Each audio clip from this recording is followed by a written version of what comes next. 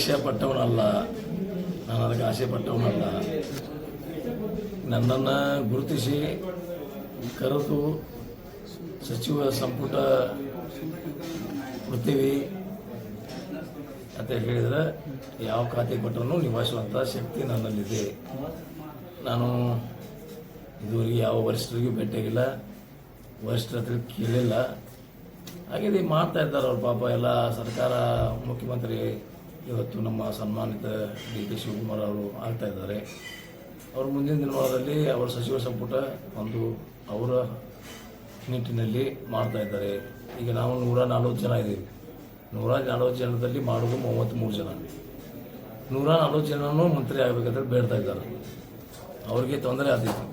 ಅದಕ್ಕೆ ಅವ್ರಿಗೆ ತೊಂದರೆ ಆಗಬಾರ್ದು ತಡೆ ನಾನು ಹೋಗಿ ಏನೂ ಕೇಳಿಲ್ಲ.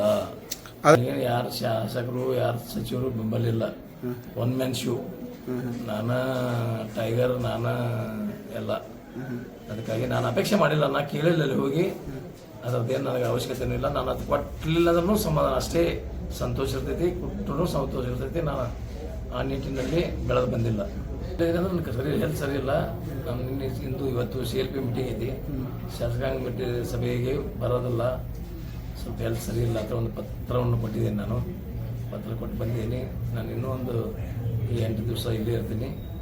8 ದಿವಸ ಬೆಂಗಳೂರಿಗೆ ಹೋಗಿ ಎಲ್ಲ ವರಿಷ್ಠರನ್ನು ಭೇಟಿಯಾಗಿ ಈ ಮತಕ್ಷೇತ್ರದ ಸಮಗ್ರ ಅಭಿವೃದ್ಧಿ ಕಾರ್ಯಗಳಿಗೆ ಭೇಟಿಯಾಗಿದ್ದೀನಿ ಹೊರತು ನನ್ನ ಅಧಿಕಾರಿಗಳಲ್ಲ. ಇದು ನಿಮ್ಮ ಮಾತು ಹೇಳ್ತೀವಿ, ಅವ್ರಿಗೆ ರಿಕ್ವೆಸ್ಟ್ ಮಾಡ್ಕೋತೀವಿ, ಹಿಂಗೆಲ್ಲ ಆಗೋದೆಲ್ಲ ಮಾಡಬೇಡ ಅಂತ ಹೇಳಿ. ಸರ್ಕಾರ ವಿರುದ್ಧ ನಾವು ಮಾಡೋದು ಸರಿಯಲ್ಲ.